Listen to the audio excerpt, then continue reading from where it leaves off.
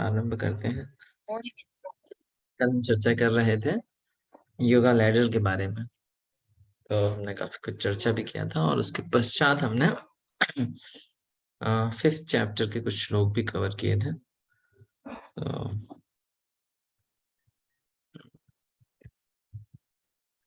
आज हम थोड़ा सा और उस विषय पे चर्चा करेंगे।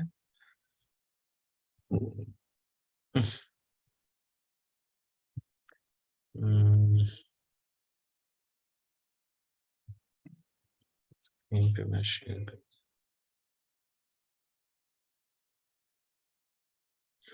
ओके।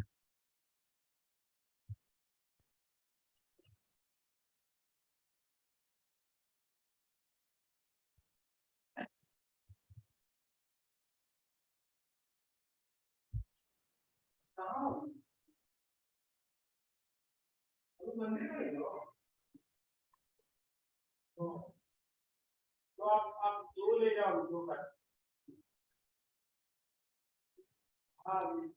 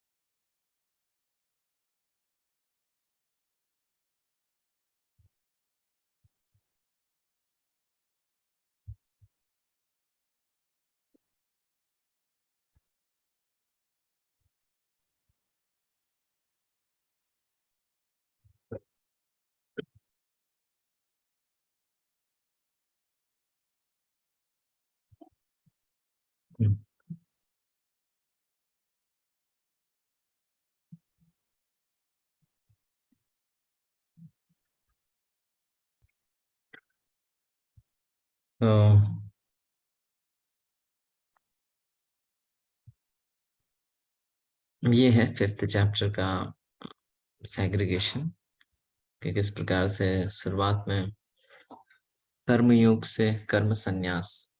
एक्चुअली हमने कल भी चर्चा करी थी किस प्रकार से 5th चैप्टर के शुरुआत में अर्जुन प्रश्न पूछते हैं, क्योंकि चतुर्थ अध्याय में ज्ञान के बारे में जब भगवान बताते हैं, ज्ञान योग देते हैं अर्जुन को, तो अर्जुन के मन में संशय आता है कि किस प्रकार से ज्ञान के माध्यम से विरक्ति होती है। ज्ञान के माध्यम से विरक्ति होती है, संन्यास की बात होती है ना। परंतु फिर लास्ट में जब अर्जुन को बोलते हैं युद्ध करो, भक्ति पूर्ण होकर आप युद्ध कीजिए, तो इस तरह जब बोलते हैं तो फिर अर्जुन समझ नहीं पाते। वो सोचते हैं कि एक तरफ ये संन्यास लेने के लिए बोलना है, कर्म त्याग करने के लिए बोलना है, और दूसरी तरफ बोलना है भक्ति पूर्वक युद्ध कीजिए। भक्ति पूर्वक मतलब कृष्ण भावना भावित होकर युद्ध कीजिए। तो फिर अर्जुन इसी पे प्रश्न पूछ लेते हैं। तो वहां पे भगवान बताते हैं किस प्रकार से कर्म योग श्रेष्ठ है कर्म संन्यास, निष्काम कर्म योग श्रेष्ठ है कर्म संन्यास की अपेक्षा। तो उसी की शुरुआत के कुछ श्लोक हमने चर्चा करे थे। उसके बाद 7 से 12 निष्काम कर्म योगी, जो कि ज्ञान के स्तर पे स्थित है, उसके बारे में चर्चा करेंगे। उसके बाद 13 से श्लोक में हम चर्चा करेंगे किस प्रकार से ये जो जो जीव है वो तो वास्तविक करता है, मतलब वो तो कर्मफल का त्याग कर रहा है, लेकिन फिर भी किस तरह से वास्तविक कर्ता कौन है। तो वहां पे हम ईश्वर, जीव और प्रकृति के बारे में चर्चा करेंगे। इन तीनों में से कौन वास्तविक करता है ना, या कैसे कार्य होता है इन तीनों के संबंध में। उसके बाद एक जो ज्ञान के स्तर पे व्यक्ति स्थित है, वो किस तरह से चीजों को देखता है, परमात्मावादी। हाँ, और उसके बाद ध्यान योग के विषय में आएगा। फिर उसके बाद शांति का फॉर्मूला। ठीक है, इसको इसको पढ़ लेते हैं हम। हाँ, 5 पॉइंट जो हमारे आगे के श्लोक है उसको पढ़ लेते हैं थोड़ा सा। फिर उसके बाद फिर हम योगा लैडर का ही कुछ डिस्कशन है उसको कंटिन्यू करेंगे।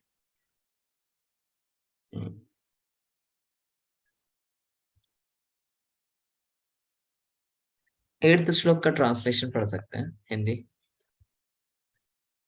8th श्लोक से।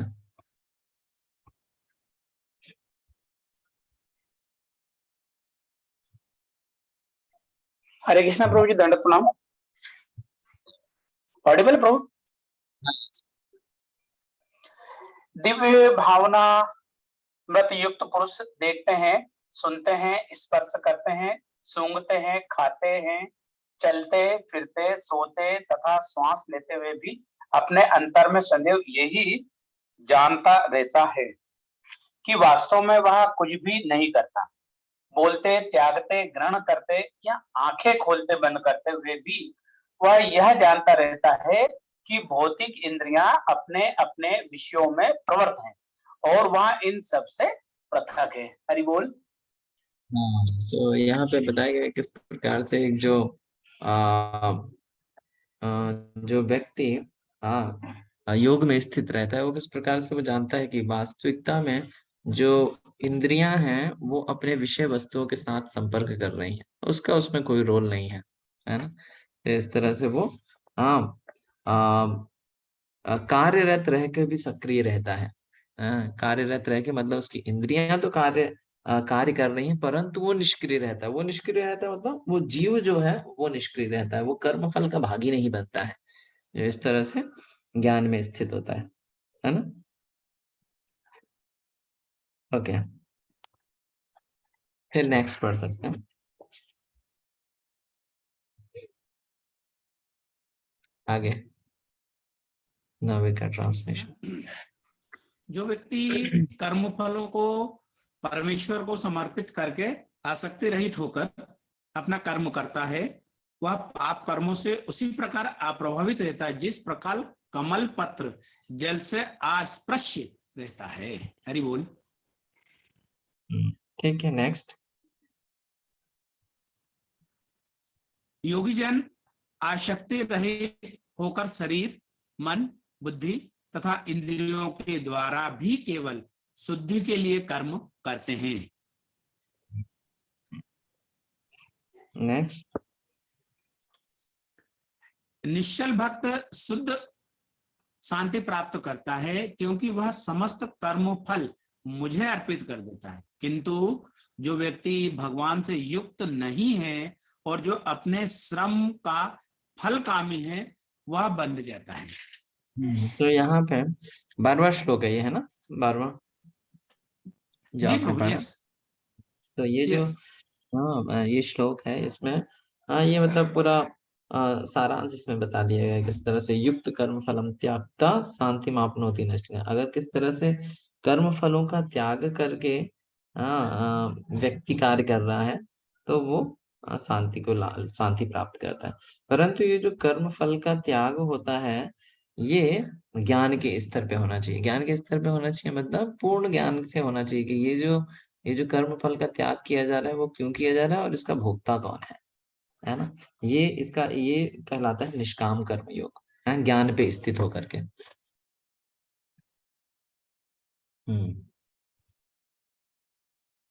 ओके, 13वां पढ़िए। इसमें 3 तरह के जो कर्ता है उसके बारे में पढ़ लेते हैं। जी प्रभु। जब देहधारी जीवात्मा अपनी प्रकृति को वश में कर लेता है और मन से समस्त कर्मों का परित्याग कर देता है, तब वह 9 द्वारों वाले नगर भौतिक शरीर में बिना कुछ किए कराए सुख पूर्वक रहता है।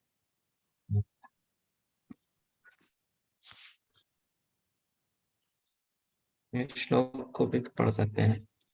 13वें श्लोक। शरीर रूपी नगर को स्वामी, शरीर रूपी नगर का स्वामी देहधारी जीवात्मा ना तो कर्म का सृजन करता है, ना लोगों को कर्म करने के लिए प्रेरित करता है, ना ही कर्म फल की रचना करता है। यह सब तो प्रकृति के तीनों गुणों के द्वारा किया जाता है। तो 13वां जो श्लोक है, 13वें श्लोक में पहले तो बता रहे हैं कि जो देहधारी जीवात्मा है, वो मन के समस्त कर्मों मन से समस्त कर्मों का परित्याग करके नवदार पूरी जो शरीर है, नवदार जो शरीर है उसको नौ पूरी पूरी मतलब उसका शहर बताया गया है ना। ये तो पुरंजन कथा में भी आता है, नवद्वार का जो शरीर है, नवद्वार का जो शहर है, भौतिक शरीर। हाँ, तो आत्मा जो है, आत्मा अगर विरक्त है, मन से संन्यास ले रखा है, मानसिक संन्यास ले रखा है, तो वो हाँ कर्म फल का भागी नहीं बनता है ना, और सुख पूर्वक निवास करता है। फिर दूसरा पढ़िए।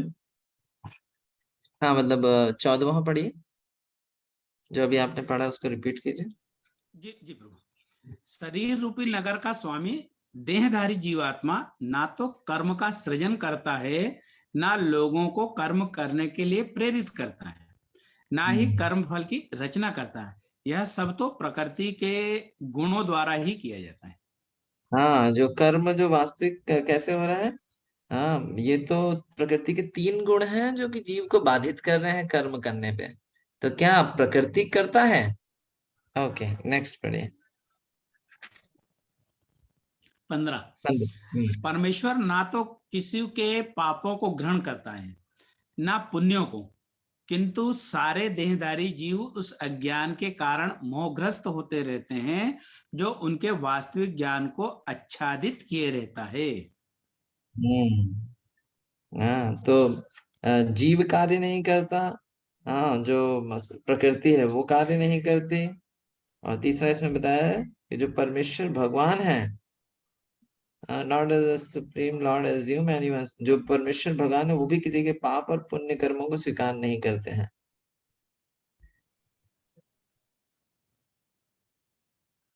हाँ, जो जीवात्मा है वो तमोगुण के प्रभाव में उसका वास्तविक ज्ञान जो है आच्छादित रहता है। तो इस तरह से जो जीव, प्रकृति और परमात्मा 3 चीजें हैं। तो जीव इस भौतिक जगत में, जैसे वो प्रभु ने एक प्रश्न पूछा था कि कौन इच्छा करता है, तो वास्तव में हाँ जो इच्छाएं उत्पन्न होती है मन से होती हैं, परंतु उसको एग्जीक्यूट करने वाला जीव होता है। तो जब इस तरह से जीव किसी चीज की इच्छा करता है भोगने की, तब हाँ परमात्मा उसको सैंक्शन करते हैं, लेकिन वो दिया जाता है प्रकृति के द्वारा। भगवान डायरेक्ट नहीं देते, वो प्रकृति के माध्यम से आता है हमारे पास। तो इस तरह से जीव है, परमात्मा है और प्रकृति है। तो जीव भौतिक भोग की इच्छा करता है, परमात्मा उसको सैंक्शन करते हैं और प्रकृति उसको सप्लाई करती है। तो इसी तरह परमात्मा आत्मा की इच्छाओं को उसी प्रकार समझ सकता है जिस प्रकार पुष्प के समीप जाने पर उसकी सुगंध को सूंघा जा सकता है। ये बहुत महत्वपूर्ण है कि हमारे जो हम मतलब क्योंकि भगवान जो इच्छाएं हैं वो भी हृदय में है और भगवान भी हृदय में है, तो दोनों पास पास हैं। तो हमारी इच्छा को भगवान तुरंत जान जाते हैं। भगवान भी हृदय में। हाँ, तो भगवान तुरंत हमारी इच्छाओं को जान करके उसको पूर्ण करते हैं।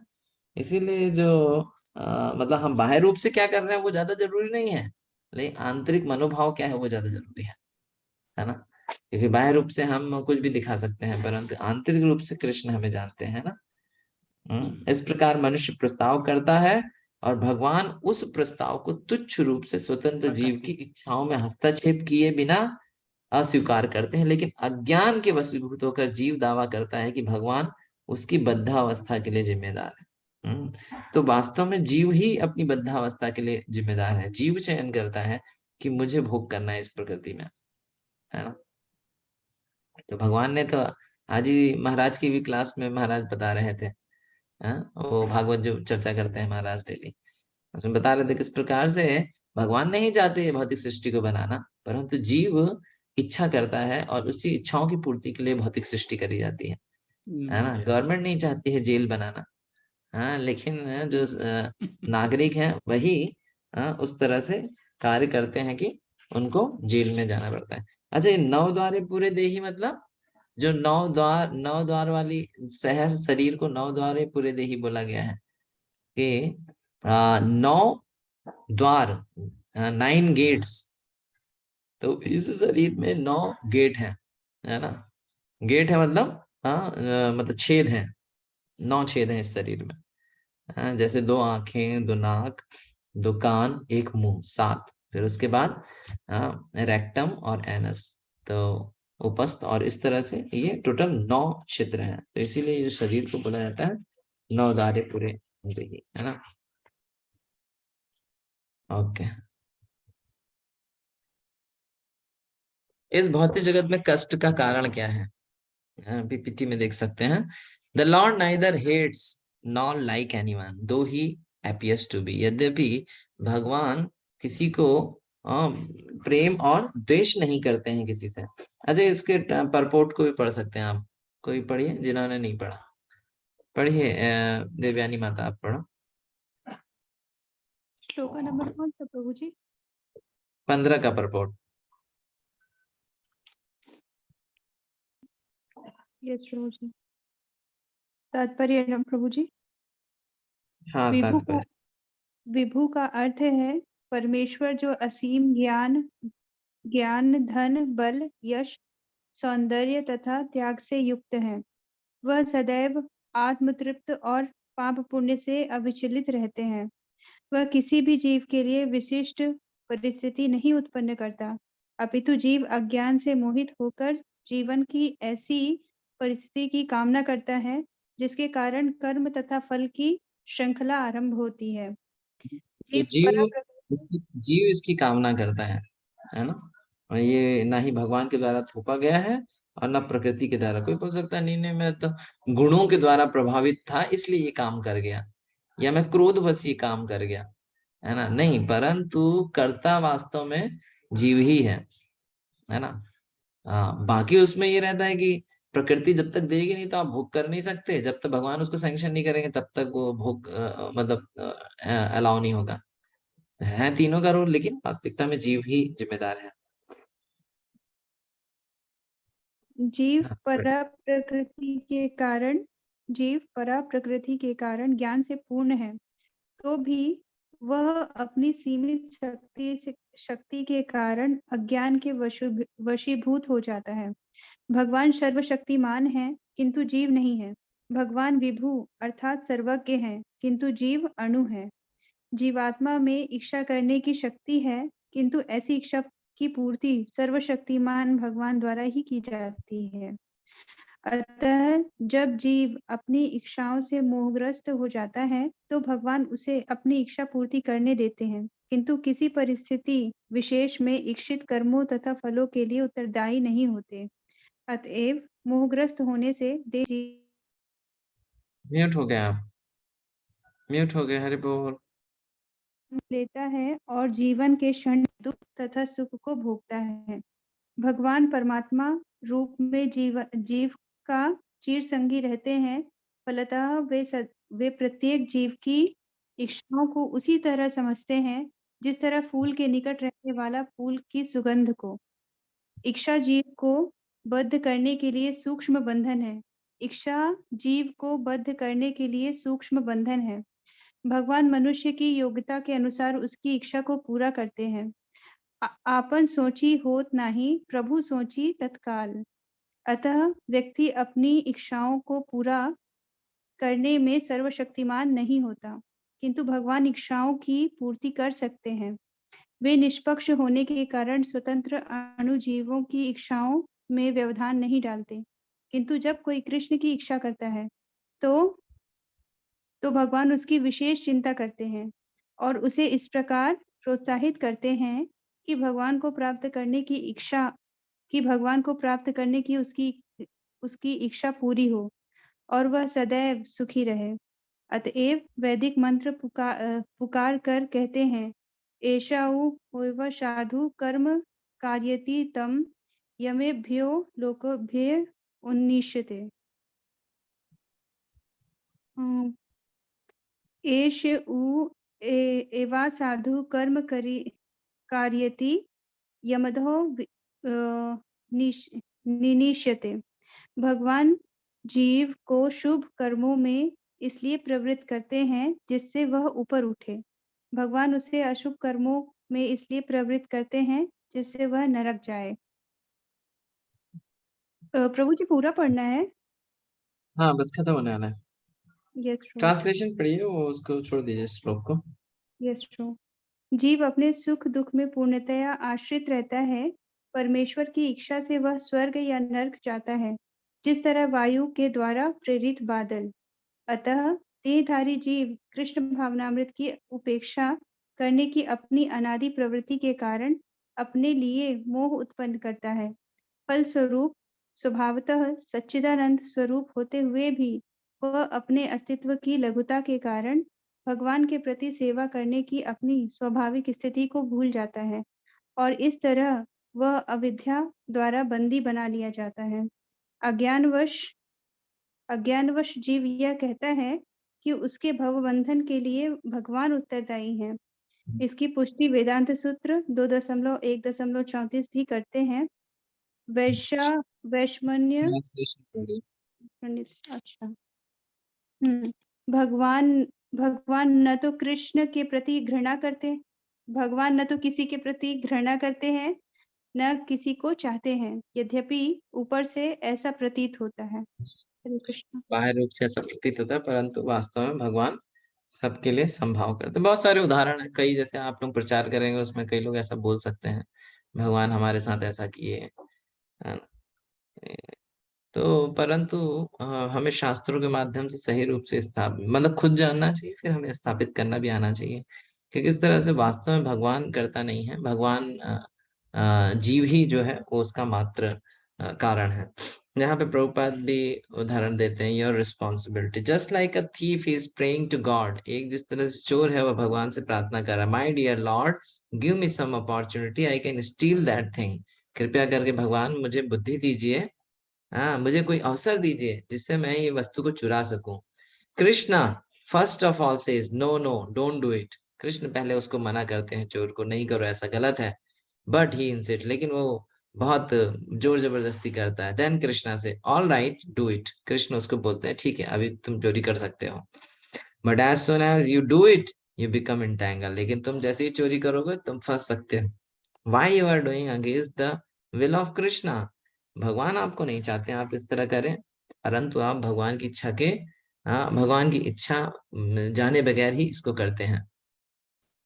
दैट इज योर एंटेंगलमेंट, ये आपका वास्तव में बंधन है। Krishna is giving you facility to steal others property. Krishna आपको मौका दे रहे हैं, दूसरों की संपत्ति को हड़प करने का, बट यू बिकम एंटेंगल, परंतु आप इससे फंस जाएंगे। That is not Krishna's responsibility, your response. ये कृष्ण का दोष नहीं है, या ये कृष्ण की जिम्मेदारी नहीं बल्कि आपकी जिम्मेदारी है। ये बहुत महत्वपूर्ण है।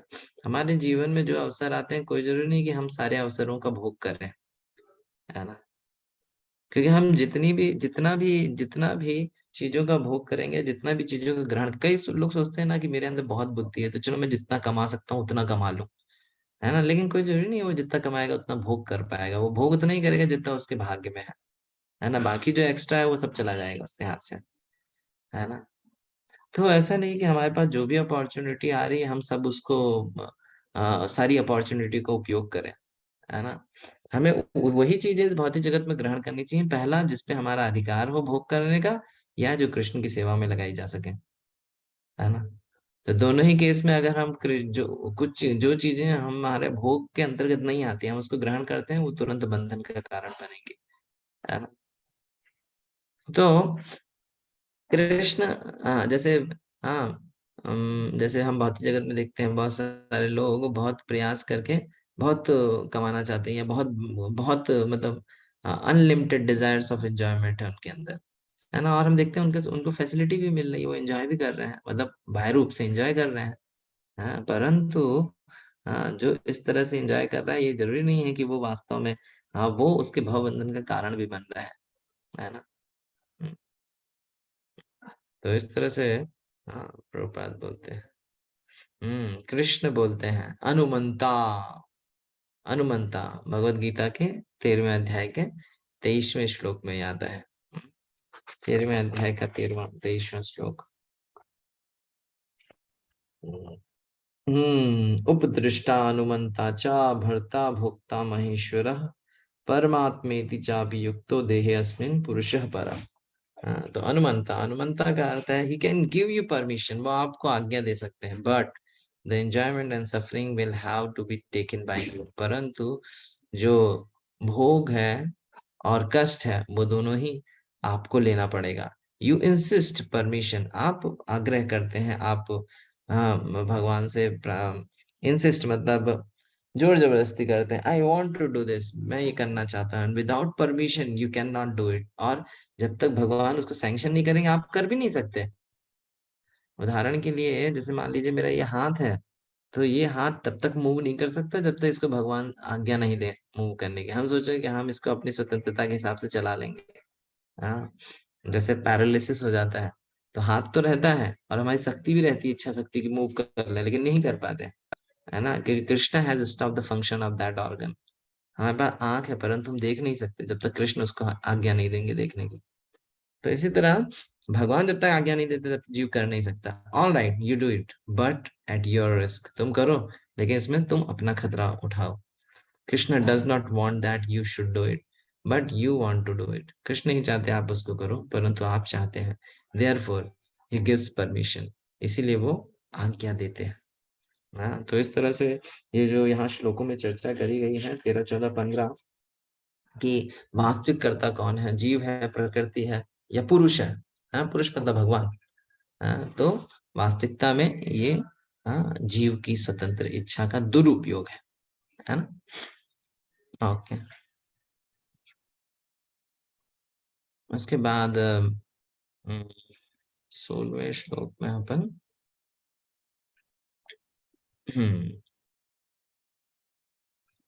योग की विभिन्न जो स्थितियां हैं, कल भी हमने इसको पढ़ा था योगा लैडर के बारे में, है ना। कल थोड़े कम भक्त लोग थे, आज ओके। तो यहाँ पर की रिकॉर्डिंग भी नहीं है तो प्लीज उसको रिपीट कर सकते हैं, अगर तो करें प्लीज। थोड़ा सा मतलब अगर रिवाइज कर सकते हैं तो योगा लेटर को, क्योंकि योगा लैडर इम्पोर्टेंट कॉन्सेप्ट है। योगा लैडर पर हमने चर्चा भी करी थी कि किस प्रकार से योगा लैडर मतलब योग की विभिन्न विभिन्न स्थितियां। योगा लैडर मतलब योग में उन्नत होने के जो अलग अलग आयाम हैं। जैसे एक सीढ़ी होती है तो सीढ़ी में एक एक करके हम चढ़ते हैं, है ना। तो उसी तरह योग में भी उन्नति करने के एक एक पायदान है। Yoga ladder, it may be compare to the ladder for attaining the top most spiritual realization. जैसे सीढ़ी का उपयोग करते हैं हम छत पे जाने के लिए, चढ़ने के लिए, उसी तरह ये भी सीढ़ी जैसा है। कहाँ पहुंचने के लिए? सबसे उच्चतर आध्यात्मिक रियलाइजेशन, अनुभव पे पहुंचने के लिए, है ना। सबसे ऊंचा आध्यात्मिक अनुभव क्या है? हाँ, इसका मतलब क्या है कि बाकी जो अनुभव हैं वो उत्कृष्ट नहीं है, वो भी है अपनी जगह लेकिन वो उत्कृष्ट नहीं है। This ladder began from the lowest material condition of the living entity and rise up to the perfect self-realization in pure spiritual life। इस प्रकार से ये जो इसकी शुरुआत होती है योगा लैडर की, कल भी हमने चर्चा किया। योगा लैडर जो स्टार्ट होती है वो कर्म कांड से स्टार्ट होती है, परंतु कर्म कांड योगा लैडर का भाग नहीं है ना। देखिए, योग मतलब होता है जब तक परम ब्रह्म या परम तत्व के संदर्भ में नहीं किया जा रहा है, जब तक जहाँ पे आध्यात्मिकता नहीं है वो योगा नहीं है। शरीर के स्तर की क्रियाएं योगा नहीं कहलाती है। तो जो कर्म कांड है वो शरीर के स्तर की बात है, इसलिए उसको योगा नहीं बोलते, है ना। वो कर्म कांड, वो इंद्रिय तृप्ति है एक तरह की। तो कर्म कांड से जो नीचे का स्तर है वो है पशु पशु वृत्ति का जीवन, है ना। तो सबसे नीचे है पशु वृत्ति का जीवन, जो लोग कर्म कांड वैदिक शास्त्रों को नहीं मानते। तो कर्म कांड क्या होता है? कर्म कांड वेदों में नियम बताए गए हैं कि इस भौतिक जगत में अगर किसी को इंद्रिय तृप्ति करनी है तो वो एक संयमित तरीके से इंद्रिय तृप्ति कर सकता है ना, जिसको बोलते हैं रेगुलेटेड सेंस ग्रेटिफिकेशन, हाँ, तो जिस तरह से जब व्यासदेव ने भी भागवतम की रचना करी थी, उसमें पूरा कर्मकांड विषय डाल रखा था, तो नारद मुनि आके उनको चेस्टाइज भी करते हैं, हाँ, कि किस प्रकार से तुमने ये पूरा लोग कैसे भोग करेंगे उसके विषय में ही तुमने चर्चा कर रखी है।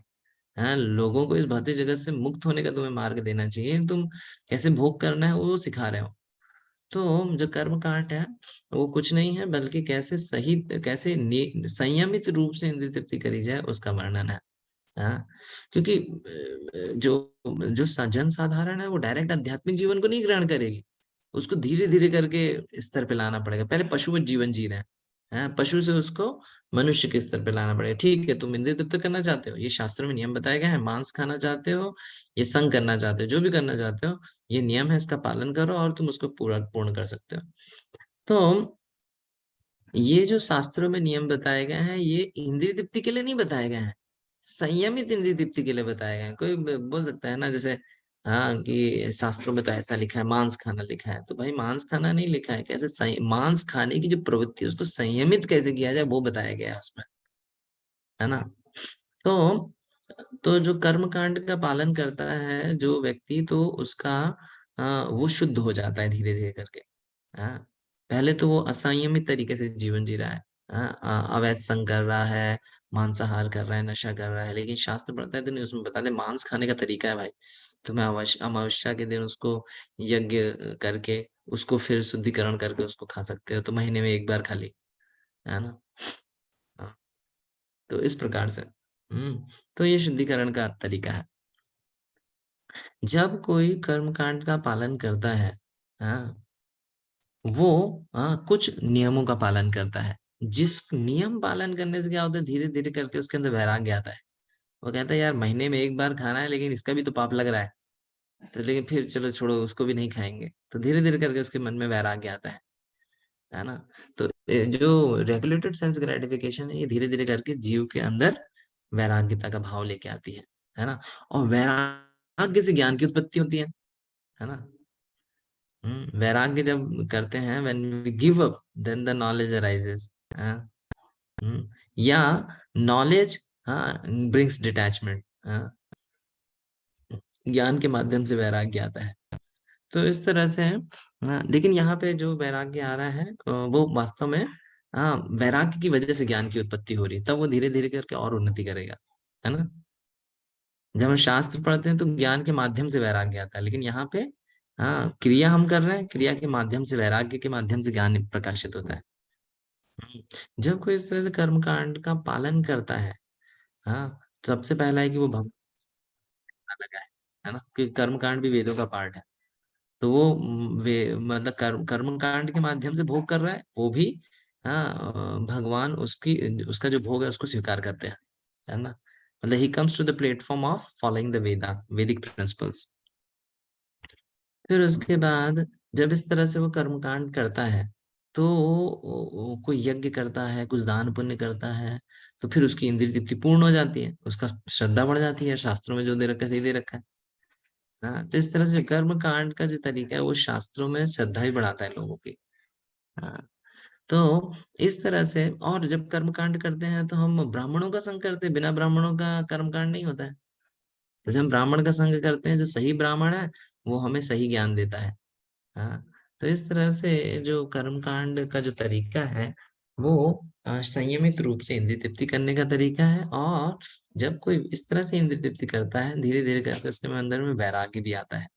हाँ, और ज्ञान भी आता है, ब्राह्मण के जिनके माध्यम से यज्ञ इत्यादि कर रहे हैं वो। और कर्म कांड करते करते इंद्रिय तृप्ति पूर्ण करता है, और इंद्रिय तृप्ति के कारण उसके जीवन में फ्रस्ट्रेशन भी आता है।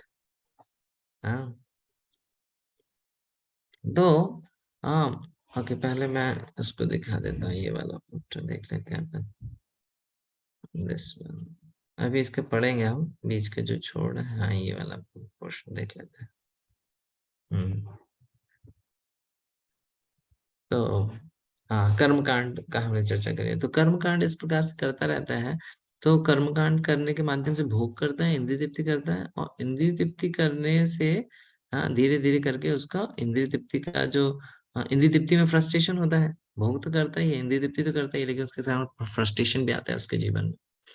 हाँ, तो जो कर्म कांड है वो इंद्रिय तृप्ति, उसमें इंद्रियां शुद्धिकरण नहीं हो रही हैं। उसके ऊपर का स्तर है कर्म योग। अब ये कर्म योग भी दो तरह का है, सकाम कर्म योग और निष्काम कर्म योग। तो सकाम कर्म योग क्या होता है, वो हाँ, कर्म कर्म कांड के स्तर पे क्या कर रहा है, इंद्रिय भोग कर रहा है। सकाम कर्म के स्तर पे इंद्रियों का शुद्धिकरण होना चालू हो जाता है। हाँ, सकाम कर्म योग में क्या करता है वो, हाँ, कर्म फल का भोग करता है, और सॉरी, मतलब वो जो जो फल है उससे भी आसक्त है और काम करने से भी आसक्त है। हाँ, जो फल को भी भोगना चाहता है और इस एक पर्टिकुलर जो भी तरह की उसकी आसक्ति है उसको कंटिन्यू करना चाहता है, उस तरह से ही काम करना चाहता है सकाम कर्म योग में। फल और जो कर्म है उसका भोग करता है ना, दोनों से ही अटैच रहता है। लेकिन सकाम कर्म योग में क्या होता है कि धीरे धीरे करके उसका शुद्धिकरण होता है। उसकी इच्छाओं की शुद्धिकरण हो जाती है, क्योंकि उसकी इच्छाएं भी पूर्ण होती जा रही हैं। हाँ, लेकिन जब कर्म कांड करता है, इंद्रिय तृप्ति करता है, तो उसके जीवन में फ्रस्ट्रेशन आता है। लेकिन सकाम कर्म योग करता है, हाँ, जब वो, हाँ, परम ब्रह्म को जानते हुए, परमात्मा को जानते हुए, हाँ, जो फल है उससे उसको भी भोग कर रहा है, लेकिन जानता है कि ये फल भगवान दे रहे हैं। भगवान मतलब परमात्मा के द्वारा दिया जा रहा है, उसको वो ज्ञान होता है। तो इस प्रकार से वो धीरे धीरे करके उसकी जो इच्छाएं हैं उसका शुद्धिकरण भी होता है।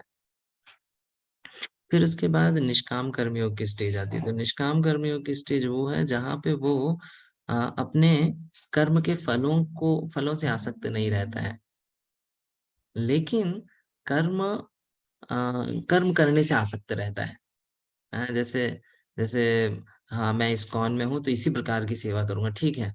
हाँ, मैं उसका फल नहीं भोगूंगा, फल भगवान को दूंगा, मंदिर को दूंगा, इस्कॉन को दूंगा, लेकिन मैं वही इसी प्रकार का काम करूंगा। हाँ, हाँ, मुझे मंदिर में अध्यक्ष बना के रखिए तो मैं इसी प्रकार से ही सेवा कर पाऊंगा। हाँ, या इसी तरह से सेवा करूंगा, या कुछ भी। तो वो कर्म करने से आसक्त रहता है, फल से आसक्त नहीं रहता है। तो जब कोई इस प्रकार से निष्काम कर्म योग करता है, तो उसको पर ब्रह्म रियलाइजेशन होता है, ब्रह्म के बारे में, हाँ, ज्ञान होता है। परंतु ये जो ज्ञान होता है ये पूर्ण रूप से स्थित नहीं रहता है। फिर वो क्या करता है, शास्त्रों के माध्यम से जानने का प्रयास करता है। उसके अंदर इच्छा जागृत हो जाती है कि ये वास्तविकता में इसका भोक्ता कौन है, ये जो कर्म है उसके भोक्ता कौन है। हाँ, तब वो जानने के लिए वो वेदों को अप्रोच करता है। वेदों में, हाँ, जो ज्ञान की जो पंथा है वो मेंटल स्पेकुलेशन, मतलब पढ़ना और फिर अपने हिसाब से उसको समझने का प्रयास करना। और वेदों में वास्तव ऐसे ही है, वेदों को हम अपनी बुद्धि से समझ नहीं सकते हैं जब तक गुरु का आश्रय नहीं होगा। तभी तो जो सड गोस्वामी है वो क्या है, नाना शास्त्र विचारणिक निपुणो सद्धर्म संस्थापनो, वो दे आर वेरी एक्सपर्ट। नाना शास्त्र, अलग अलग शास्त्रों को एनालाइज करने में बहुत एक्सपर्ट है। तो उन्होंने क्या किया है, सब धर्म स्थापित हो, सद्धर्म मतलब भक्ति को उसमें से निकाल के प्रस्तुत किया है हमारे सामने। हम लोग अगर वेद पढ़ने जाएंगे तो कंफ्यूज होंगे, जैसे ये ज्ञानी है, ये जो ज्ञानी होता है ये कंफ्यूज हो जाता है, और वो सोचता है पर ब्रह्म ही मतलब सर्वम खलम इदम ब्रह्म, जो ये सब चीजें सब ब्रह्म है ना। तो इस अंडरस्टैंडिंग पे आता है। ये भी हम प्रभुपाद का भी स्टेटमेंट पढ़ेंगे तब और समझ में आएगा। तो फिर ज्ञान के स्तर से, हाँ, एक तो ब्रह्म की अंडरस्टैंडिंग आ सकती है, और नहीं तो शास्त्र पढ़ने से उसको ध्यान योग के बारे में भी पता चलता है कि हाँ, शास्त्रों में परमात्मा का दर्शन करने का तरीका बताया गया है। तो दो तरीके अभी यहाँ आते हैं, या तो वो ब्रह्म he will come to the Brahman understanding that कि जो सब कुछ है वो ब्रह्म है, और नहीं तो वो ध्यान योग की तरफ अग्रसर हो जाएगा। और वो योगी ध्यान योग पे जाएगा तो अष्टांग योग का पालन करेगा। अष्टांग योग का पालन करने में, हाँ, परमात्मा के दर्शन होते हैं समाधि के स्तर पे, है ना। यम नियम आसन, हाँ, प्राणायाम प्रत्याहार ध्यान धारणा समाधि, तो समाधि के स्तर में परमात्मा के दर्शन होते हैं। अभी जब कोई ध्यान योग का पालन करता है तो उसके पास अष्ट सिद्धियां भी उसको प्राप्त होती हैं। परंतु योगी उन अष्ट सिद्धियों को प्राप्त करके वहीं पे स्टॉप कर दे अपने प्रोसेस को, और नहीं तो परमात्मा का दर्शन करके उनके शरणागत होकर के भक्ति योग में लग जाए। तो ये युगल एडर है जो कि कर्म कांड से धीरे धीरे करके जो जीव है वो योग की अलग अलग अवस्थाओं में अग्रसर होता है। कर्म कांड के स्तर से ऊपर जाता है, सकाम कर्म योग के स्तर पे आता है, जहाँ पे वो परमात्मा परब्रह्म को पहचानता है, परंतु फिर भी भोग करने में आसक्त रहता है। लेकिन जब इस तरह से करता रहता है तो उसका शुद्धिकरण होता रहता है, तो वो कर्म फलों को त्याग करने लगता है, निष्काम कर्म योग पे आ जाता है। और निष्काम कर्म के योग के स्तर पे आके उसके अंदर पर ब्रह्म को जानने की जिज्ञासा जागृत हो जाती है, या पर तत्व को जानने की जिज्ञासा जागृत हो जाती है। और वो पर तत्व की जिज्ञासा के लिए शास्त्रों वेदों को अप्रोच करता है। वेदों को पढ़ने से या तो वो ब्राह्मण रियलाइजेशन पे पहुंच जाएगा, और नहीं तो ध्यान योग अष्टांग योग को फॉलो करके परमात्मा रियलाइजेशन पे आएगा। और परमात्मा रियलाइजेशन पे भी या तो वो जो सिद्धि है उसको ग्रहण करके रुक जाएगा, और नहीं तो वो परमात्मा के दर्शन करके शरणागत होकर उनकी भक्ति करेगा। जैसे ध्रुव महाराज का एग्जाम्पल आता है, ध्रुव महाराज ने हृदय में भगवान के दर्शन किए थे, परमात्मा को दर्शन किए थे, है ना।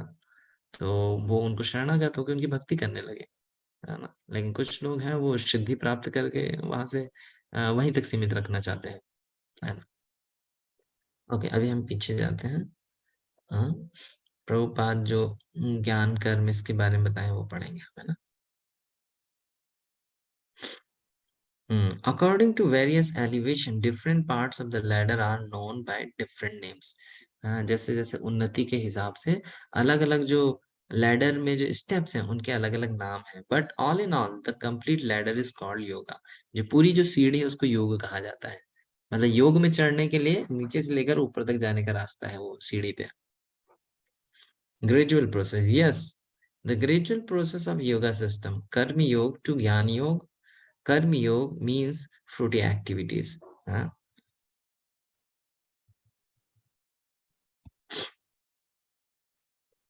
Then by performing Karma Yoga, one comes to the platform of Jnana Yoga. Karma Yoga करते करते ज्ञान योग के स्तर पे आता है, knowledge ज्ञान के स्तर पे आता है, and from knowledge to this अष्टांग योग ध्यान योग, फिर ज्ञान के माध्यम से अष्टांग योग ध्यान योग के, then from अष्टांग योग concentrating the mind on the Vishnu come to the point of भक्ति योग। इस तरह से परमात्मा का ध्यान करके, विष्णु का ध्यान करके हृदय में भक्ति योग के स्तर पे आ जाता है। ये अलग अलग श्लोकों में जो बताया गया है इस प्रकार से कर्म कांड से कर्म योग के स्तर पे आना, कर्म योग से ज्ञान योग के, या ज्ञान योग से ध्यान योग, उस पर बताया गया है। कर्म योग टू ज्ञान योग, कर्म योग से ज्ञान योग के स्तर पे कैसे आया जाता है। Activity performed in full knowledge strengthens one advancement in real knowledge.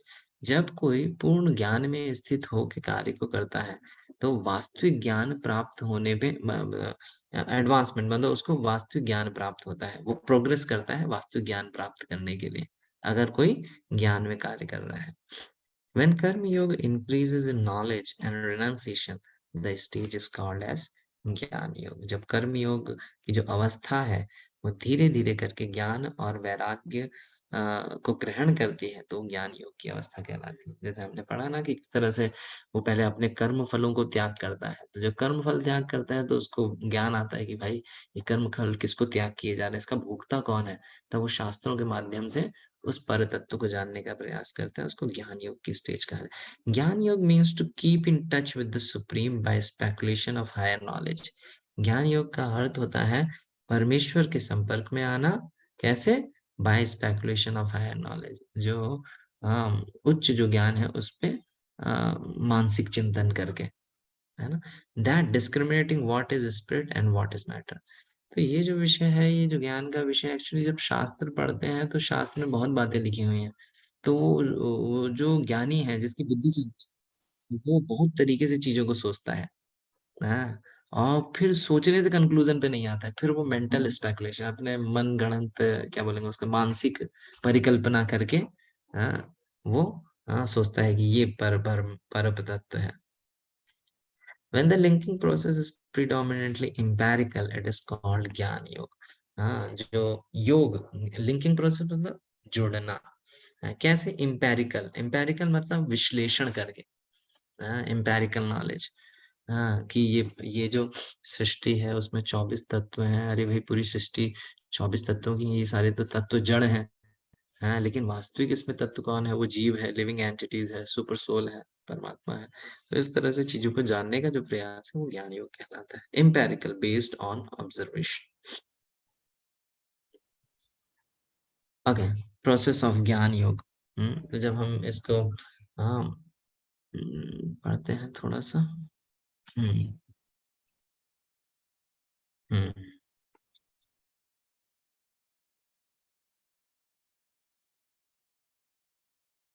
हम्म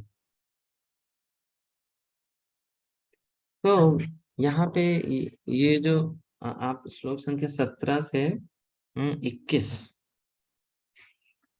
17 से 21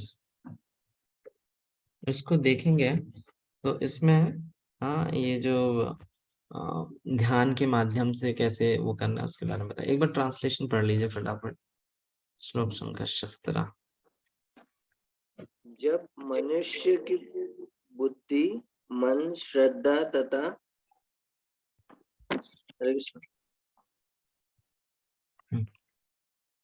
जब मनुष्य की बुद्धि, मन, श्रद्धा तथा शरण सब कुछ भगवान में स्थिर हो जाते हैं, तभी वह पूर्ण ज्ञान द्वारा समस्त कल्मश से शुद्ध होता है और मुक्ति के पथ पर अग्रसर होता है। 18 का भी पढ़ना था। हाँ पढ़ लीजिए फटाफट। विनम्र साधु पुरुष अपने वास्तविक ज्ञान के कारण एक विद्वान तथा विनीत ब्राह्मण, गाय, हाथी, कुत्ता तथा चांडाल को समान दृष्टि से देखता है। जिनके मन एकत्व तथा समता में स्थित हैं, उन्होंने जन्म तथा मृत्यु के बंधनों को पहले ही जीत लिया है। वे ब्रह्म के समान निर्देश हैं और सदा ब्रह्म में ही स्थित रहते हैं। जो न विद्या विनय संपन्न थे, एक जो ज्ञानवान व्यक्ति होता है, जो हम्बल सेज, जो विनम्र साधु है, वो किस तरह से ज्ञान के स्थिति पे वो ब्राह्मण गवि हस्तिनी, ब्राह्मण मतलब जो लर्नेड व्यक्ति है, या गवि गाय है, हस्तिनी हाथी है, सुनी मतलब डॉग है, स्वपाक मतलब डॉग ईटर है, उसको समदर्शन, सब समान दृष्टि पे देखता है। किस तरह समान दृष्टि पे देखता है, मतलब वो उनके आध्यात्मिक स्तर पे देखता है चीजों को, उनके शरीर के स्तर पे नहीं देखता है उनको, है ना।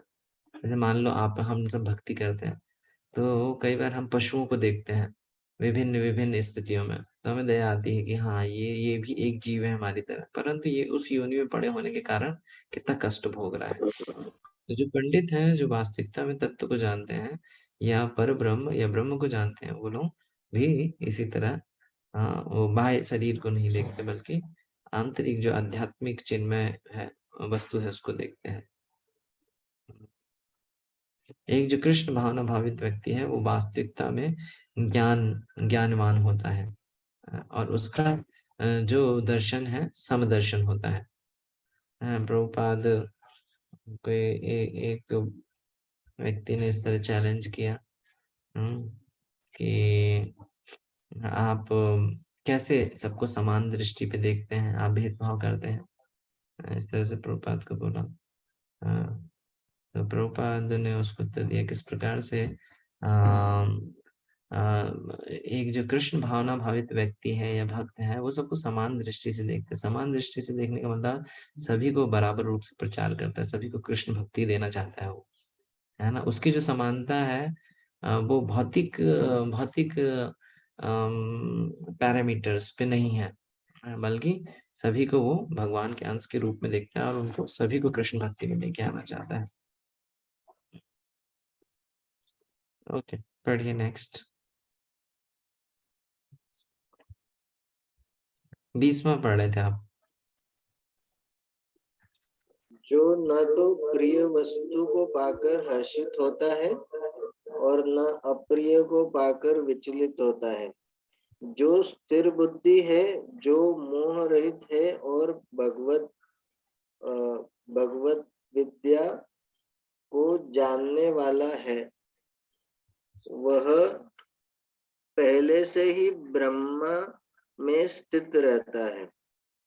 तो यहाँ पे जो ब्रह्म में स्थित व्यक्ति है उसके लक्षण है ये, है ना।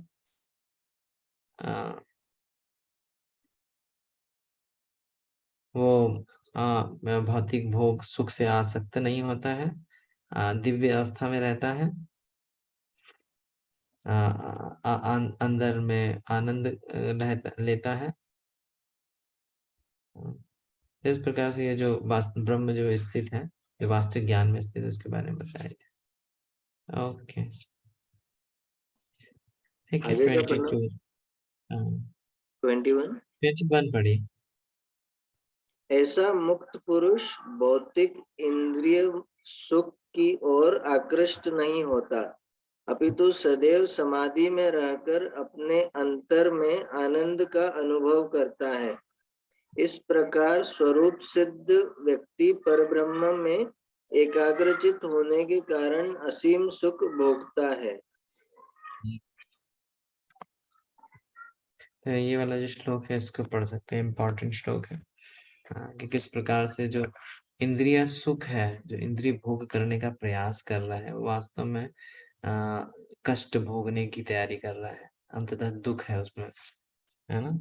ठीक है, इसको पीछे पीछे रिसाइट कीजिए, अनम्यूट कर सकते हैं। ये ही संस्पर्शजा भोगा, ये ही संस्पर्शजा भोगा यो नयो ते दुःखयोनय अन्तः कौन्तेय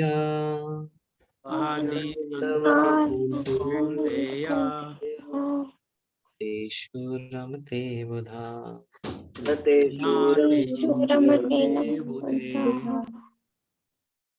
ट्रांसलेशन। बुद्धिमान मनुष्य दुख के कारणों में भाग नहीं लेता, जो कि भौतिक इंद्रियों में संसर्ग से उत्पन्न होते हैं। हे कुंती पुत्र, ऐसे भोगों का आदि तथा अंत होता है, अतः चतुर व्यक्ति उनमें आनंद नहीं लेता। चतुर बुधा मतलब बुद्धिमान व्यक्ति है, जो बुद्धिमान व्यक्ति है। तो बुद्धिमान, तो ये है ज्ञान का स्तर। प्रभुपाद यहाँ पे जो बता रहे हैं, ज्ञान का स्तर यही है कि किस प्रकार से ये जानना कि इस भौतिक जगत में जिस भी वस्तु को आप छुएंगे, हम सोच सकते हैं कि इससे सुख मिलेगा, परंतु उसे सुख नहीं मिल सकता, क्योंकि वो दुख से बनी हुई है। मटेरियल वर्ल्ड इज दुखालयम अशाश्वतम। दुखालयम मतलब दुख का घर है। तो जैसे हिमालय, तो हिमालय में हर चीज हिम की बनी हुई है, बर्फ की बनी हुई है। विद्यालय, हर चीज वहां पे विद्या की बनी हुई है। इसी तरह दुखालय, हर चीज दुख की बनी हुई है। तो ये है ज्ञान का स्तर, के मतलब ये समझ जाना, बुद्धि के माध्यम से समझ जाना कि भौतिक जगत में इंद्रिय तृप्ति का जो प्रयास है, वास्तव में वो कष्ट भोगने का ही दूसरा स्वरूप है ना।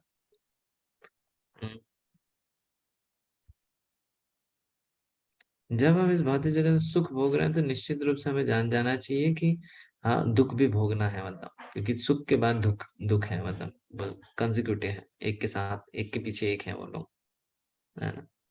तो ये ज्ञान का स्तर है। ज्ञान से ध्यान को कैसे प्राप्त किया जाए?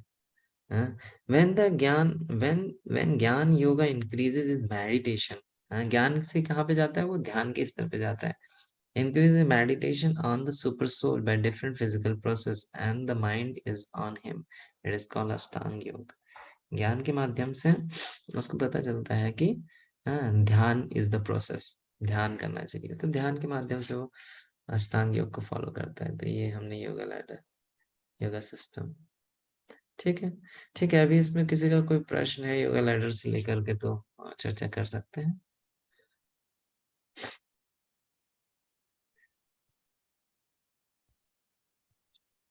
ओके, हरे कृष्णा प्रभु जी, दंडवत प्रणाम। यस प्रभु जी। प्रभु जी, जैसे ये आपने बताया हैगा योग सीढ़ी को, कर्म योग, और कर्म योग के बाद ज्ञान योग, और ज्ञान योग के बाद ध्यान योग, और ध्यान योग के बाद भक्ति योग। और जो अपने संप्रदाय के अंदर क्या ये सीधे कर्म योग से हम सीधे भक्ति योग पे आ जाते हैं क्या? ये बीच के दोनों नहीं रहते हैं क्या?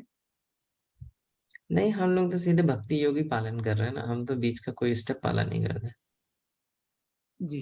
हम हमारा हमारा वो लगा हुआ है, एक्सकलेटर लगा हुआ है। एक्सकलेटर होता है ना, दबाए बिना अपने आप से फटक से ऊपर चला जाता है। ये लिफ्ट लगी हुई है, बटन दबाए जी। सीधे 100 फ्लोर पे। तो वैसे हमारा भक्ति योग इज डायरेक्ट प्रोसेस। देखिए ये सारे जो प्रोसेस है, ये जानने, ये इसका अल्टीमेट उद्देश्य क्या है? वो परमात्मा के स्तर पे आया तो क्या वो ये जानने, वहां पे जान के तो यही समझ में आ रहा है ना उसको कि अरे भगवान को शरणागत होना है। तो वो तो प्रभुपाद हमें पहले ही क्लास में बता देते हैं कि शरणागत होना है, तो हम क्यों वो फालतू का योगा प्रोसेस फॉलो करेंगे, है ना? हम अपना समय योगा प्रोसेस फॉलो करने में नहीं लगाते, हम लोग डिवोशनल सर्विस में मोर टाइम को लगाते हैं, है ना? Okay, yes bro. हरे कृष्ण प्रभु, एक छोटा सा प्रश्न और है। वंडरफुल क्लास, बहुत ही आनंद आ रही है प्रभु। प्रभु इसके अंदर श्लोक नंबर 15 में दिया है, परमेश्वर ना तो किसी के पापों को ग्रहण करता है और न पुण्यों को। तो जैसे अपन भक्ति कर रहे हैंगे, हैं सकारात्मक कार्य कर रहे हैंगे, तो ये भगवान को देने के लिए कर रहे हैं ना प्रभु। तो भगवान तो ये सब चीजों को ग्रहण करेंगे, भक्ति को ग्रहण करेंगे, तो ही तो हम आगे की ओर जा पाएंगे। और यहाँ पे बता रहे हैं कि यहाँ पे बोला है भौतिक परमेश्वर रूप ना से तो। जो पुण्य, भौतिक पुण्य और वो है ना, उसकी बात हो रही है ब्रो। हम जो कर रहे हैं वो पुण्य और पाप नहीं है, हम तो भक्ति कर रहे हैं। भक्ति और पुण्य में अंतर होता है। पुण्य होता है भोग करने के लिए जो क्रियाएं करी जाती है, पुण्य कार्य, है ना? अ, वो मतलब हमारा उद्देश्य उसमें हिडन है कि हमें इसके माध्यम से वी विल डेराइव हायर, मतलब भोग मिलेगा। आज 5 रुपए देंगे, कल को इससे 1000 रुपए का कैश बन के हम एंजॉय करेंगे, है ना? तो वो पुण्य है। नहीं, भक्ति क्या है? प्रेम पूर्वक सेवाएं करना, ये अलग है बिल्कुल। इसमें कोई अपना हिडन एजेंडा नहीं है। जैसे माँ अपने बच्चे की सेवा करती है, कोई हिडन एजेंडा लेके थोड़ी ना करती है। बाद में जब कमाएगा तो मेरे को देगा, पैसा लूंगी उससे, ऐसा हिडन एजेंडा नहीं रहता है उसका। वो तो प्रेम पूर्वक सेवा करती है ना? तो भक्ति और पुण्य में अंतर होता है ना? लेकिन जब हम भक्ति में पुण्यवान काम करते हैं तो वो पुण्य काम नहीं कहलाते, वो कहलाते हैं सुकृति, आध्यात्मिक सुकृति कहलाती है ना? जैसे मान लीजिए आप भक्ति में नहीं आए होते तो लोगों को खाना खिला रहे होते, पुण्य है। लोगों को पानी पिला रहे होते, पुण्य है। लेकिन आप अभी भी मंदिर में जाते हैं तो किचन में सेवा करते हैं, या मंदिर में खड़े होकर चरणामृत बांधते हैं, ये प्रसाद डिस्ट्रीब्यूशन करते हैं, लेकिन वो पुण्य की कैटेगरी में नहीं आता है। वो सुकृति की कैटेगरी में आता है, लोगों को सुकृति देना, हाँ, लोगों को भगवान से जुड़ने का अवसर देना डायरेक्ट, वो पुण्य वुण्य नहीं है। वो सेवा है, आपकी सेवा हो रही दूसरों को, जो प्राप्त कर रहा है उसको सुकृति मिल रही है आध्यात्मिक उन्नति करने के लिए। Okay, thank you Kunal. Thank you प्रभु। हरे कृष्ण प्रभु। हाँ, ये प्रभु जी जैसे ये लिखा था, मतलब हमने ये इच्छा की तो इसलिए हमको यहाँ आना पड़ा। हाँ, यस। अ, जैसे यहाँ भी नहीं आना, भगवान की भी सेवा नहीं करना। मतलब एक, मतलब मैं ऐसे पूछ रहा हूँ आपसे, मतलब हमको करना ही नहीं कुछ भी, न भगवान की सेवा करना न यहाँ आना, तो मतलब क्या हाँ, है? ऐसे लोग रहते हैं, वो जो रहते हैं वो ब्रह्म में चले जाते हैं। वो ना भगवान की सेवा करते हैं और ना यहाँ रहते हैं, है ना? ब्रह्म में लीन हो जाना, अच्छा। है ना? तो वो ना तो भगवान, ब्रह्म में तो भगवान तो की सेवा नहीं मिल रही, ब्रह्म में तो शून्यता में पड़े रहना उधर, ठंडे होके, ना इधर भौतिक जगत में ना आध्यात्मिक जगत में, बीच में लटके रहना। लेकिन वो वहां पे वो जो जाएगा ना, वो स्थिति, वहां पे भी जैसे सुनते हैं कि वहां से भी वापस आना पड़ता है। हाँ, वहां से आ जाएगा ना, तो जीव तो, जी मान लो आपको एक कमरे में बंद रखा जाए, कब तक बंद रहोगे आप? हाँ, तो वो तो वैसी स्थिति है, अकेले पड़े हुए हैं, कोई पूछने वाला नहीं, कुछ करने के लिए नहीं है, कब तक पड़ा रहेगा आदमी? जीव तो एक्टिव है ना, वो रह ही नहीं सकता। कुछ समय के लिए, जैसे आप कुछ समय के लिए रेस्ट करते हो, ठीक है, वो चल जाएगा। लेकिन बोलो जिंदगी भर रेस्ट करते रहो, वो नहीं चलेगा, वो तो एक्टिविटी करेगा कुछ ना कुछ। तो इसलिए वहां से लौट के आ जाता है वो। तो आप देखो ना, बहुत बड़े बड़े ऐसे साधु संत रहते हैं, लोग आध्यात्मिकता करते हैं, लेकिन लेकिन उनको आध्यात्मिकता के आगे लक्ष्य नजर नहीं आता, उनको पता ही नहीं चलता क्या करना है नहीं करना है, वो समाज सेवा में लग जाते हैं। लोगों को योग सिखा रहे हैं, लोगों को है शरीर से स्वस्थ कर रहे हैं लोगों का, क्योंकि उनको मालूम ही नहीं है कि उनके जीवन का लक्ष्य क्या है। तो इस प्रकार मेन से मेन एम जो है मतलब जीव का वो सेवा करना ही है सेवा करना अल्टीमेट है। अल्टीमेट, तो वो कहीं पे भी नहीं रह सकता, मतलब यही हो गया। लेकिन इस भौतिक जगत में रहेगा तो भौतिक स्तर पे सेवा करेगा, और आध्यात्मिक जगत में जाएगा तो कृष्ण की सेवा करेगा। लेकिन यहाँ कितनी भी सेवा कर लेगा फ्रस्ट्रेट रहेगा हमेशा। लेकिन जब तक आध्यात्मिक जगत नहीं जाएगा तब तक वो उसको आनंद नहीं मिलेगा, सुख नहीं मिलेगा। आप खुद देखो ना, इस भौतिक जगत में लोग कितना एक दूसरे का मतलब इन द सेंस कि मान लो फैमिली है, तो फैमिली में वो कितना सेवा करता है, पत्नी बच्चे सबकी सेवा करता है, लेकिन फिर भी संतुष्ट नहीं रहता। बॉस की सेवा करता है उधर जाके। हाँ, तो जब तक वो कृष्ण की सेवा नहीं करेगा तब तक संतुष्ट नहीं रहेगा, है ना। तो सेवा तो करनी है, क्योंकि जीवेर स्वरूप होए कृष्ण नित्य दास। तो दास का तो उसका स्वरूप है, कृष्ण का दास नहीं बनेगा तो माया का दास बन के सेवा करेगा, है ना। जैसे अभी कुछ दिन पहले एक फोटो मैं शेयर किया था, वो कुत्ते का बर्थडे मना रहे हैं। हाँ, तो अभी क्या करेंगे, उनको बर्थडे तो मनाना ही है, एंजॉय तो करना ही है। अपने बच्चे का नहीं करेंगे तो लोग कुत्ते कुत्ते को अपने बच्चे के रूप में मानते हैं। तो इस तरह से सेवा करने, प्रभुपाद तो इसको कई बार और प्रभु जी जैसे जरूरी नहीं है ना, बहुत सारे प्लैनेट्स हैं, गंधर्व लोक है, ये मतलब वहां पे भी यहाँ से जो मनुष्य है जैसे जिस टाइप का वो करेगा उसको वैसा आगे शरीर मिलेगा, ऐसा ही होगा। हाँ हाँ हाँ हाँ, जो जिस तरह का जैसे कार्य करेगा उसको उस तरह का शरीर और उस तरह का भोग करने का स्थान मिलेगा, उच्च लोक मिलेंगे उसको उस तरह के, है ना। ठीक है। यान्ति देवव्रतान् देवा पितृ यान्ति पितृव्रता भूतेज यान्ति भूतानि मध्याजिनो अपि माम यान्ति माम, है कि जो हाँ देवताओं की पूजा करेगा वो देवताओं के लोग जाएगा, है ना। जो पितरों की पूजा करेगा पितृ लोग जाएगा, लेकिन जो मेरी पूजा करेगा वो मेरे पास आएगा। इस तरह से, है ना। यस प्रभु, थैंक यू प्रभु जी। ठीक हो, ये योगा लैडर के विषय में कुछ हरे योगा कृष्ण। सिस्टम। हाँ यस माता जी। प्रभु जी जैसे अपन ने स्टार्टिंग में ऐसा देखा था कि इन्हें ऐसा एक ट्रांसलेशन इन्हें उसमें था, आपने जो पढ़वाया था बुक में से कि इन्हें जो स्क्रीन शेयर की थी कि कृष्णा इन्हें सबके साथ सेम रहते हैं, इन्हें वो किसी को ज्यादा प्यार या कम पे, पर ऐसा तो नहीं है ना। यानी Krishna is like partial two his devotees, वो अपने डिवोटीज को ज्यादा पूछते, ज्यादा प्यार करते, तो फिर ये कैसे ये सही हुआ? तो भगवान सबके साथ समान है, लेकिन भक्तों को विशेष कृपा करते हैं। तो भक्त बनने के लिए किसने मना किया किसी को, कोई भी भक्त बन सकता है। भगवान तो भगवत गीता सबके लिए बोले हैं, लोगों को सभी को अवसर दे रहे हैं भक्ति करने का। भगवान तो पक्षपात नहीं कर रहे हैं, हम पक्षपात कर रहे हैं, हम अपनी इंद्रिय तृप्ति के लिए भगवान की सेवा नहीं कर रहे हैं। भगवान तो बोल दिया कि जो मेरा भक्त का भक्ति का समोहम सर्वभूतेषु नामे द्वेष्यस्ति नाम। सभी लोग मेरे लिए समान है, ना द्वेष करता हूँ ना प्रिय है मेरे लिए कोई। ये भजंती तो माम भक्त्या मयि तेषु चाप्यहम्, लेकिन अगर कोई मेरा भजन करता है मैं उसको विशेष कृपा करता हूँ। तो बता दिया भगवान, अभी सभी विशेष कृपा प्राप्त कर सकते हैं, भगवान तो भेद नहीं कर रहे। हाँ, यानी प्रभु जी मुझे वही था कि ये सेंटेंस फिर सही नहीं है ना, यानी ऐसे कृष्णा तो होते हैं ना पार्शियल। हाँ, लेकिन पार्शियल तो वो होता है जो पक्षपात करता है, कृष्ण कहाँ पक्षपात कर रहे हैं, कृष्ण तो बता दिए ना। अभी जैसे दो व्यक्ति हैं, हाँ तो दो भगवान तो दोनों पे कृपा करने के लिए तैयार है, लेकिन दोनों कृपा लेने के लिए तैयार होने चाहिए ना। एक एक एक है जो भगवान की कृपा लेना नहीं चाहता है, वो अभक्त है। एक वो है जो कृपा लेना चाहता है ना। तो जैसे मान लीजिए आप दुकान पे जाएंगे, तो दुकान पे आप 500 का रुपए देंगे तो 500 का सामान खरीदेंगे, 1000 का नोट देंगे तो 1000 का खरीदेंगे।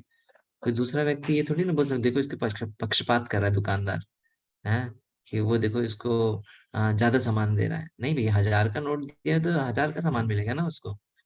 तो दुकान वाला पक्षपात नहीं किया, जिसको जितना जिसका जितना अधिकार है उसको उतना दिया जा रहा है, तो ये पक्षपात नहीं है। पक्षपात तो होता है मतलब किसी का पक्ष लेना, साइड लेना। किसी ने 500 रुपए दिए, उसको 1000 का सामान देना। भगवान ऐसा भक्त के साथ भी नहीं करते, है ना?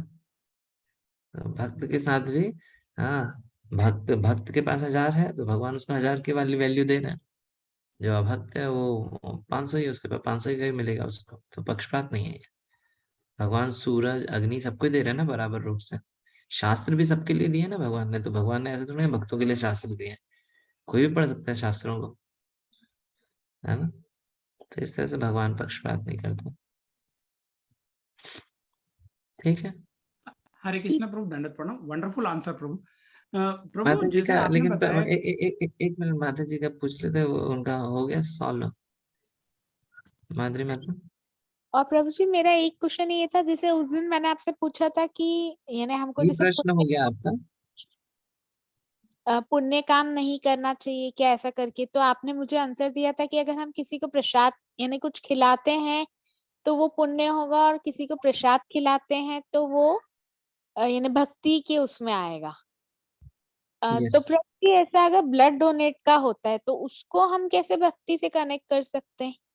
अगर किसी को नीड है तो हमको ब्लड डोनेट करना चाहिए कि नहीं, और अगर करना चाहिए तो फिर ये तो सिर्फ पायस एक्टिविटी में आया, इसमें हम कैसे बोल सकते कि हम भक्ति कर रहे हैं? पाया है कि सीन है वो तो बाद में पता चलेगा, वो आपके ब्लड का करता गया है। आपका ब्लड चढ़वा के जा रहा है, वो इंटॉक्सिकेशन कर रहा है, इलिसिट एक्टिविटीज कर रहा है, तो उससे बाद में पता चलेगा आपको पुण्य मिला कि पाप मिला है आपका। हम्म। जी प्रभु जी। तो प्रभु जी इसका मतलब नहीं करना चाहिए? नहीं, ऐसा नहीं है। अब देख लीजिए, अब मतलब हमें मालूम होना चाहिए हमारा जो दान जा रहा है वो किधर जा रहा है, उसका उपयोग क्या हो रहा है। सुपात्र को दान दिया जाता है ना? जी प्रभु जी। हरे कृष्ण। माधव से हरे कृष्णा प्रभु, पर जीवन बचाने के लिए तो उसको ब्लड देना पड़ेगा ना प्रभु। हाँ, तो अब देखिए आप किसको, किसका जीवन बचा रहे हैं। मालूम होना चाहिए ना किसका जीवन बचा रहे हैं आप। चोर का जीवन बचा रहे हैं, साधु का जीवन बचा रहे हैं, लुटेरे का जीवन बचा रहे हैं। दान कभी भी ब्लाइंड देने को नहीं बोला है शास्त्रों में। शास्त्र तो बोलते हैं सुपात्र को दान देना चाहिए, है ना? अब जैसे मान लीजिए कोई भक्त है, तो भक्त को तो कोई भी ब्लड डोनेशन करेगा तो भक्त तो उसका उसका जिसका भी ब्लड लेगा उसका ही ब्लड प्यूरिफाई हो जाएगा। ये भक्त तो कृष्ण की सेवा में लगाएगा उसका ब्लड, है ना?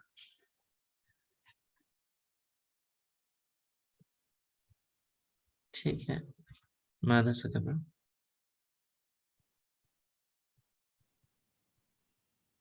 हरे कृष्ण प्रभु, दंडवत प्रणाम, थैंक यू प्रभु।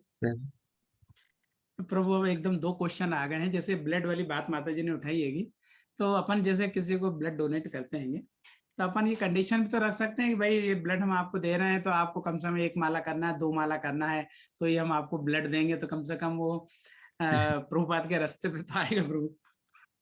हाँ, अच्छा है, अच्छा तरीका है। वो कहेगा ब्लड मत ही दो, चलेगा। तुम्हारा ब्लड लेके मैं जिंदगी में 2 माला करता रहूंगा। हाँ, ठीक है, कर सकते हैं। जी प्रभु, एक क्वेश्चन बहुत महत्वपूर्ण आया अभी, आपने बताया कि कृष्ण तो गीता सबको दिएगी और सबको पढ़ना चाहिए, सबको कृष्ण भक्त बनना चाहिए, तो कृष्ण आपको विशेष प्रेम करेंगे। प्रभु बहुत सुंदर बात है ये, लेकिन हम ये देखते हैं कि गीता को हिंदू मैथोलॉजी अपने यहाँ पे जो सामान्यता वही पढ़ पाते हैं, अन्य धर्मों के बारे में तो वो पढ़ ही नहीं पाते, न देख पाते हैं उसको। यदि हम अप्रोच भी करते हैं तो ध्यान भी देते हैं, तो क्या उनको क्या कहेंगे, वो क्या दुर्भागा कहेंगे या उनके लिए कोई रास्ता अलग है? हाँ, हरे कृष्ण। दुर्भाग्य है जो लोग भारतीय संस्कृति में, हाँ, जो भारत में जन्म नहीं लिए, दुर्भाग्य ही है ना। हाँ, भारत भूमि ते जन्म होइलो जार, जन्म सार्थक करी करो परोपकार। जिसका भारत भूमि में जन्म हुआ है वो विशेष व्यक्ति है ना? इसलिए उसके पास विशेष अवसर है, जिनके पास नहीं है। नहीं, फिर भी भगवान उनको रेस्ट्रिक्ट तो नहीं किए, वो खुद ही अपने आप को रेस्ट्रिक्ट कर रहे हुए हैं भौतिक बाउंड्रीज बना के, भौतिक नियम बना करके। भगवान ने तो भेद नहीं किया, है ना। ओके, इसको हम फिनिश कर लेते हैं।